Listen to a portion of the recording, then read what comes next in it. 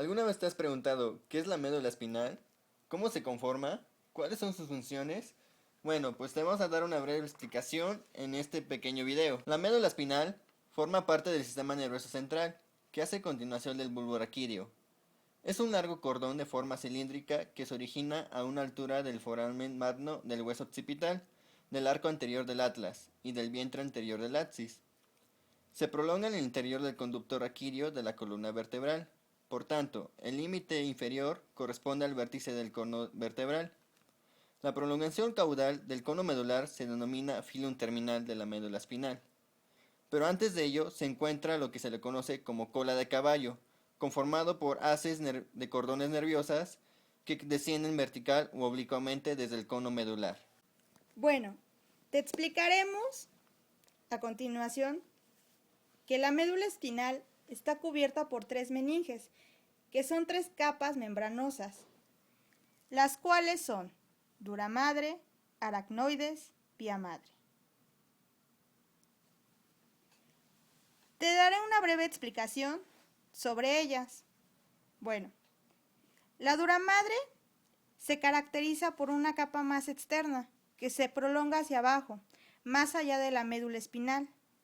Forma un fondo de saco interraquídeo, que llega a S2.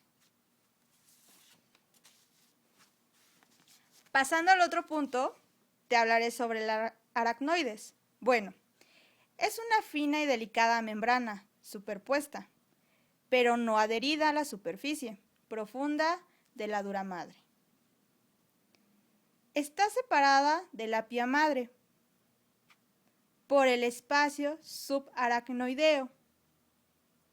La aracnoides finaliza a nivel de la vértebra S2.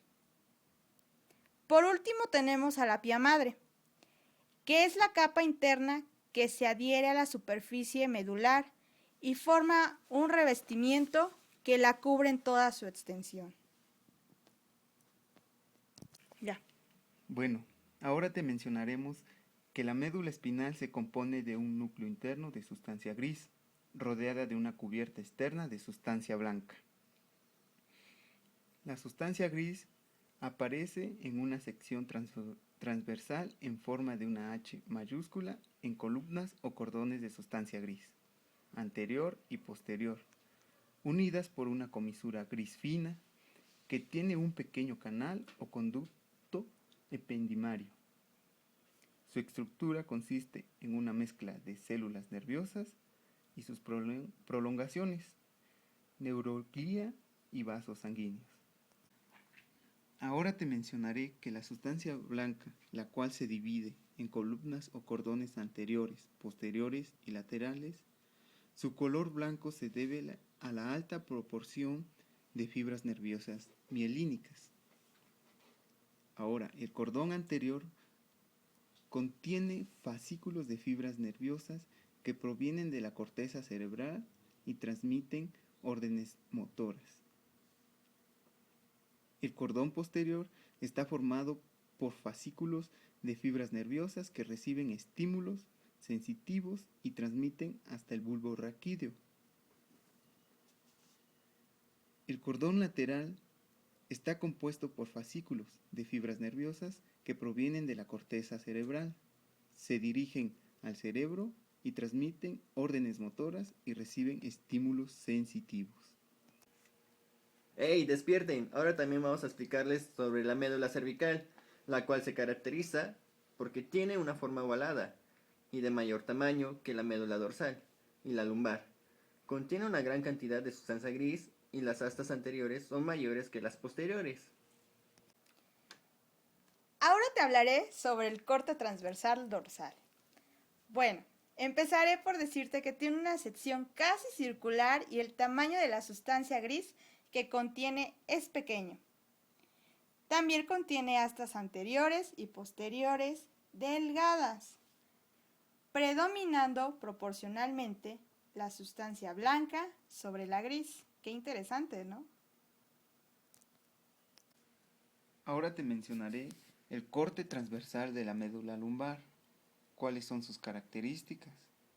Bueno, tiene una sección circular y el tamaño de su propia sustancia gris es mayor que el de la médula dorsal, predominando esta sobre la sustancia blanca. Bueno, también veremos que hay una gran diferencia entre estas secciones de la médula. La cervical va a estar un poco más pronunciada en sus astas tanto posteriores y anteriores, mientras que tanto la dorsal va a ser un poco más redonda pero va a tener más prominencia en las astas posteriores. Y por último tenemos a lo que es la parte lumbar, donde va a estar más prominente su asta anterior. En este breve momento explicaremos sobre los componentes del nervio espinal, principalmente su estructura interna. Cada nervio está relacionado por la médula espinal por raíces anteriores y posteriores. Iniciaré por la raíz posterior, el cual va a estar junto con las anteriores y va a formar los nervios raquídeos,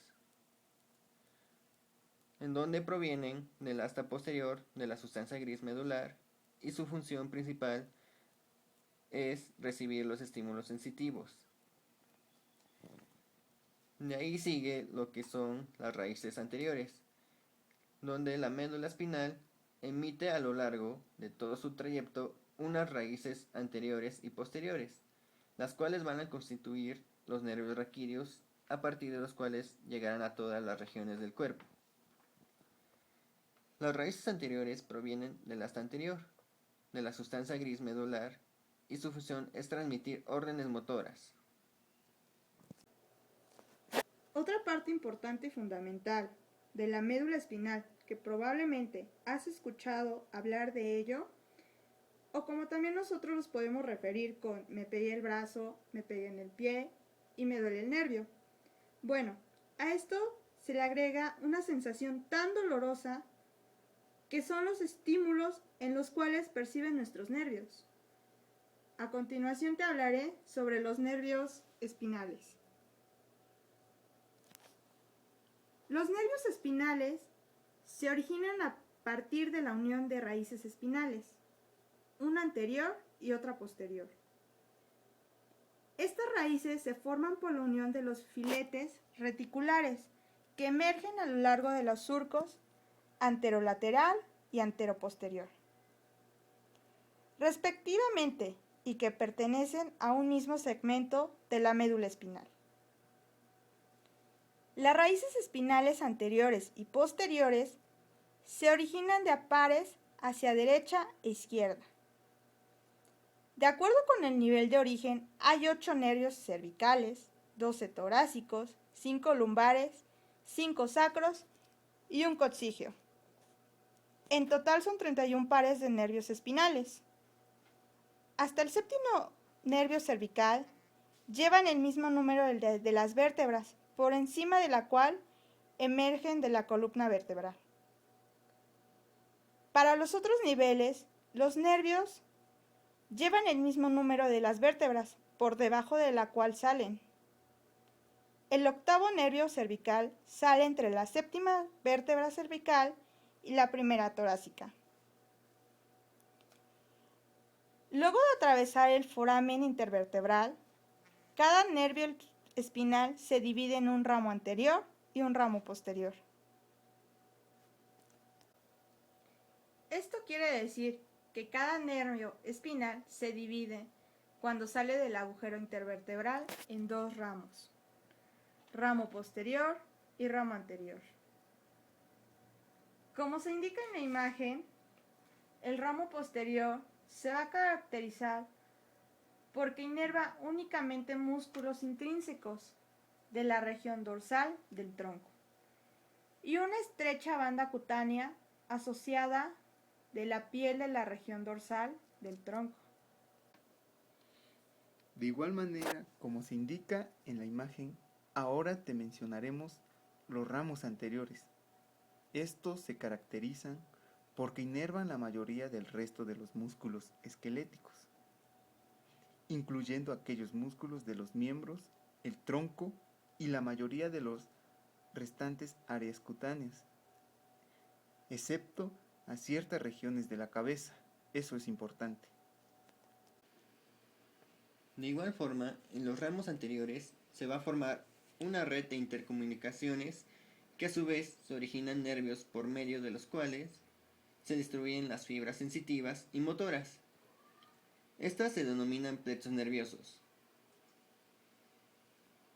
También se puede decir que los plexos nerviosos se constituyen en otros plexos nerviosos somáticos, en los cuales estos se encuentran lo que es el plexo cervical, que se va a iniciar desde C1 a C4.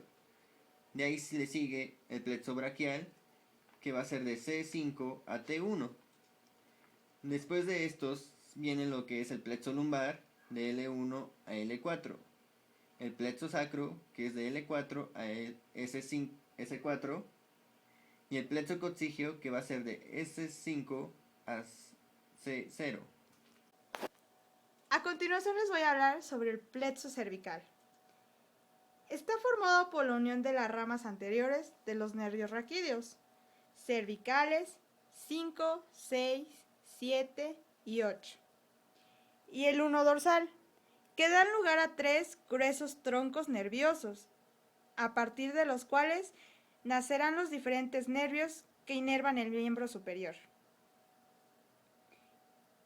El plexo braquial está formado por la unión de las ramas anteriores de los nervios raquídeos cervicales 5, 6, 7, 8 y un dorsal. De esta unión nacen 3 troncos principales, superior, medio e inferior. Cada tronco da una división anterior y una posterior, y estas se recombinan y forman 3 fascículos, lateral, medial y posterior, a partir de los cuales se formarán todos los nervios que llegan al miembro superior. El plexo lumbrosacro está formado por la unión de las ramas anteriores de los nervios raquídeos lumbares y la de los 3 primeros sacros. De él procede toda la inervación de la extremidad inferior, de la región abdominal inferior y de la región genital.